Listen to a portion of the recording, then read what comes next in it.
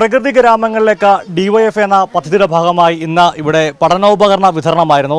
ഇത് മൂഴിയാറിലാണ്. നമുക്കറിയാം മൂഴിയാർ വനമേഖലയാണ്, ഇവിടെയാണ് നമ്മളുള്ളത്.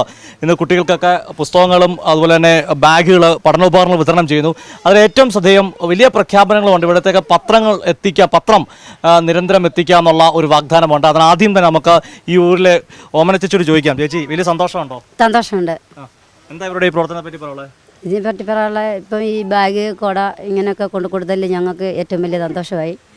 കാരണം പിള്ളേർക്ക് ഒന്നും പറ്റാത്ത കണ്ടീഷൻ, പിന്നെ ഈ ബാഗും കുടങ്ങളും എല്ലാം കൊടുത്തെന്ന് പറഞ്ഞാലും അത് നിങ്ങൾക്ക് സൂക്ഷിക്കാൻ അതിനുള്ള കാര്യം കൂടെ നമ്മൾ ചെയ്യണം അല്ലേ? തീർച്ചയായിട്ടും. ഇതാണ് ഓമന ചേച്ചിയുടെ അഭിപ്രായം.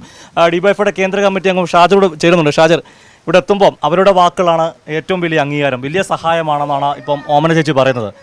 ഡിവൈഎഫ്ഐയുടെ ഈ പദ്ധതി എങ്ങനെയാണ്? തീർച്ചയായും തുണ എന്നുള്ള പേരിലാണ് ഡിവൈഎഫ്ഐയുടെ പത്തനംതിട്ട ജില്ലാ കമ്മിറ്റി ഈ മാതൃകാപരമായ പ്രവർത്തനത്തിന് തുടക്കം കുറിച്ചിരിക്കുന്നത്. ഇവിടെ മൂഴിയാറിലുള്ള സായിപ്പുംകുഴി എന്ന ഈ ഒരു പ്രദേശത്തുള്ള വിദ്യാർത്ഥികൾക്ക്, അതെല്ലാ വിദ്യാർത്ഥികൾക്കുമുള്ള പഠനോപകരണമാണ് ഇപ്പോൾ ഡിവൈഎഫ് എത്തിച്ചിട്ടുള്ളത്. ഇവിടെ വന്നപ്പോൾ ബോധ്യപ്പെട്ടത് എല്ലാവരും വളരെ മിടുക്കന്മാരായ വിദ്യാർത്ഥികൾ, നന്നായി പഠിക്കാൻ ആഗ്രഹമുള്ളവർ. ഇവരോട് തന്നെ ചോദിച്ചപ്പോൾ ഇതിൽ കലക്ടറാവാൻ, ഇതിൽ നേവി ഓഫീസറാവാൻ, വിമാനം പറത്താൻ ഉൾപ്പെടെ ആഗ്രഹമുള്ളവരാണ് ഇവിടെയുള്ള വിദ്യാർത്ഥികൾ. അപ്പോൾ അവർക്ക് ഭാവിയിലും എന്ന് പറഞ്ഞ് ഈ ഒരു ദിവസത്തെ ഈ ഒരു പഠനോപകരണ വിതരണം നടത്തി പോവുക എന്നുള്ളതല്ല, ഇവർക്ക് വിവിധ മേഖലയിലേക്ക് പഠിച്ച് മുന്നോട്ട് പോകണമെങ്കിൽ ആവശ്യമായ പശ്ചാത്തല സൗകര്യം ഒരുക്കാൻ വേണ്ടി നമ്മുടെ സർക്കാരെല്ലാം മുന്നോട്ട് വരുന്നുണ്ട്. അതിൻ്റെ കൂടെ തന്നെ ഡിവൈഎഫ്ഐ ഇപ്പോൾ തീരുമാനിച്ചിരിക്കുന്നത് ഇവർക്ക് ആവശ്യമായ പഠിക്കാൻ വേണ്ടി പറ്റുന്ന സൗകര്യം ഒരുക്കാൻ ന്യൂസ് പേപ്പർ, 2 ന്യൂസ് പേപ്പർ ഈ വിദ്യാർത്ഥികൾക്കെല്ലാം വായിക്കാൻ വേണ്ടി പറ്റുന്ന വിധത്തിൽ ഇവരിലേക്ക് എത്തി. ഇവർക്ക് താല്പര്യമുണ്ട്, നന്നായി പഠിക്കണം, എല്ലാം അറിയണം, നന്നായി പരീക്ഷകളിലെല്ലാം, മത്സര പരീക്ഷകളിൽ PSCക്ക് ഉൾപ്പെടെ ഇവർക്കെല്ലാം ഭാവിയിൽ പരീക്ഷ എഴുതാൻ താല്പര്യമുള്ളവരുണ്ട്. അപ്പോൾ അതിന് വേണ്ടുന്ന സഹായം ഉൾപ്പെടെയാണ് ഡിവൈഎഫ്ഐ തീരുമാനിച്ചിരിക്കുന്നത്.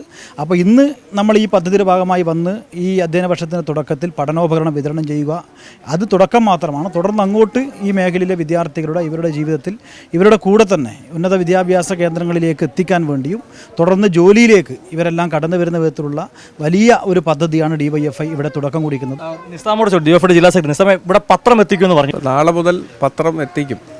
ഡിവൈഎഫ്ഐയുടെ സംസ്ഥാന കമ്മിറ്റി അംഗം ജോബി ടീഷോ അതിൻ്റെ പൂർണ്ണ ചുമതല ഏറ്റെടുക്കും. ഇവിടെ ഞങ്ങൾ ഈ പഠനോപകരണങ്ങൾ വിതരണം ചെയ്ത് മാത്രം പോവുകയല്ല, ഞങ്ങൾ ജില്ലയിൽ 8 കേന്ദ്രങ്ങളിൽ, പ്രകൃതി ഗ്രാമങ്ങളിലെ കുട്ടികൾക്ക് പഠിക്കാനുള്ള ഇത്തരത്തിൽ പഠനോപകരണങ്ങളും അവർക്ക് ട്യൂഷൻ സംവിധാനങ്ങളും ഒരുക്കുകയാണ്. അതുപോലെ തന്നെ ഇവർക്ക് ആവശ്യമായിട്ടുള്ള പഠിക്കാൻ ആവശ്യമായിട്ടുള്ള എല്ലാ സഹായങ്ങളും ഡിവൈഎഫ്ഐ ജില്ലാ കമ്മിറ്റി, മേഖലാ കമ്മിറ്റികളെ കൊണ്ട് ഒരുക്കി അവർക്ക് ആവശ്യമായിട്ടുള്ള സഹായങ്ങൾ ചെയ്യാനാണ് തീരുമാനിച്ചിട്ടുള്ളത്. ഇപ്പോൾ ഈ പ്രകൃതി ഗ്രാമം വിട്ട് പുറത്തു പോയി പഠിക്കാൻ ആഗ്രഹിക്കുന്ന വിദ്യാർത്ഥികൾക്ക് +2 വരെയുള്ള വിദ്യാഭ്യാസം, താമസ സൗകര്യം ഉൾപ്പെടെ സൗജന്യമായി ഡിവൈഎഫ്ഐ ജില്ലാ കമ്മിറ്റി അവരുടെ പഠന ചെലവ് ഏറ്റെടുക്കാൻ തയ്യാറായി നിൽക്കുകയാണ്. ഇവിടെ ആരാ കളക്ടറാണെന്ന് പറഞ്ഞ ആരാ? ആർക്കൊക്കെ കളക്ടറാണെന്ന് പറഞ്ഞത്? പേരെന്താ മോളുടെ?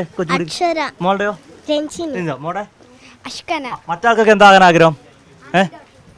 ആർമി ഡോക്ടർ ആകാനാണോ? ആഹാ, അടിപൊളിയാണല്ലോ. മോക്ക് എന്താണോ ആഗ്രഹം? ഓരോരുത്തർക്കും ഓരോരോ ആഗ്രഹങ്ങൾ അല്ലേ? അപ്പം നന്നായിട്ട് പഠിക്കുമല്ലോ എല്ലാവരും. എന്തായാലും ഈ ചേട്ടന്മാരെ സപ്പോർട്ടാണോ? ഇവർ ഈ ബാഗൊക്കെ തന്നതിനെ പറ്റി എന്താ പറയാനുള്ളത് മോക്ക്? നല്ല കാര്യം. മോളെന്താ പറയാനുള്ളത്? ആണോ? ഇഷ്ടപ്പെട്ടോ? ഈ ചേച്ചിയെ ഇഷ്ടപ്പെട്ടോ? ഈ ചേച്ചി പറഞ്ഞ കേട്ടോ എല്ലാവരും ക്ലാസ്സിൽ പോകണം, ഇല്ല അങ്ങനെയല്ലേ പറഞ്ഞത്? എന്തായാലും നമ്മുടെ ഇവിടുത്തെ ഡിവൈഎഫ്ഐയുടെ യൂണിറ്റ് സെക്രട്ടറിയുടെ പേരും വിട്ടു വരുന്നത് രാജേഷ് അവസാനം വലിയ നന്ദിയൊക്കെ പറഞ്ഞു വിട്ടു. രാജേഷേ, വലിയ സന്തോഷമാണോ യൂണിറ്റ് പ്രവർത്തനങ്ങൾ? അതെ, സന്തോഷമാണ്. എല്ലാ പ്രവർത്തനം ഇതുപോലെ മുന്നോട്ട് നന്നായി പോകണമെന്ന് മാത്രമേ ആഗ്രഹമുള്ളൂ. ഇപ്പോൾ പറഞ്ഞ കുട്ടികൾ അവർ ഇനിയും മുന്നോട്ട് പോകാനുള്ളത്, അവർ നമ്മളെ ഒരു കുറവ് കാണിച്ചു കഴിഞ്ഞാൽ അവർ കുറവായി പോകരുത്. അവരെ മുന്നോട്ട് നയിക്കേണ്ടത് ഞങ്ങളാണ്, ഡിവൈഎഫ്ഐ. അതെനിക്ക് ഉറപ്പുണ്ട്, മുന്നോട്ട് തന്നെ പോകുന്നു. ഈ രാജേഷിന്റെ വാക്കുകളാണ് ഏറ്റവും പ്രധാനപ്പെട്ടത്. പഞ്ചായത്ത് പ്രസിഡന്റ് കാര്യം വിട്ടു, പ്രസിഡന്റ് അടുത്ത് നിൽപ്പുണ്ട്. പ്രസിഡന്റോട് പറഞ്ഞിട്ട് നമുക്ക് സാധിക്കും. പ്രസിഡന്റ്, ഇത് പ്രധാനപ്പെട്ട ഒരു കാര്യമാണ് ഡിവൈഎഫ്ഐ പത്രം എത്തിക്കുന്നത്. പ്രസിഡന്റ് ഒരു കാര്യം പ്രഖ്യാപിച്ചു ഇടയ്ക്കിടയ്ക്ക്, ഒരു സ്കൂള് അല്ലേ, വിദ്യാലയം പുനരാരംഭിക്കുന്നു. അതിനെ പറ്റി ഇവിടെ ഒരു വിദ്യാലയം നേരത്തെ ഉണ്ടായിരുന്നു. ഇപ്പോൾ അടിയന്തരമായി ട്രൈബൽ ഡിപ്പാർട്ട്മെൻറ്റുമായി ബന്ധപ്പെട്ട് അല്ലെങ്കിൽ പഞ്ചായത്ത് തന്നെ ആണെങ്കിലും മുൻകൈ എടുത്ത് ഏറ്റവും അടുത്ത ദിവസം തന്നെ ഇവിടെ ഒരു വിദ്യാലയം പുനഃസ്ഥാപിക്കും. ഇവർക്ക് ആവശ്യമായ പത്രം നാളെ മുതൽ തന്നെ കൊടുക്കുന്നതിന് ആവശ്യമായ ക്രമീകരണം ഉണ്ടാക്കും. പിന്നെ അത് പ്രശ്നം എന്ന് പറയുന്നത് കുറേ കുട്ടികൾ സ്കൂളിൽ പോകാൻ മുൻകൈ എടുക്കുന്നതിന് അതൊരു പ്രശ്നം നിൽക്കുന്നുണ്ട്. അതുകൂടി പരിഹരിക്കുന്നതിന് ആവശ്യമായ ശ്രമം ഉണ്ടാവും. അപ്പോൾ രാജേഷ് പറഞ്ഞതിൽ അവസാനിപ്പിക്കാം. ഇവരുടെ മുമ്പോട്ടുള്ള യാത്രയ്ക്ക് ഡിവൈഎഫ്ഐ കൂടെ ഉണ്ടാകുമെന്നാണ് പറയുന്നത്.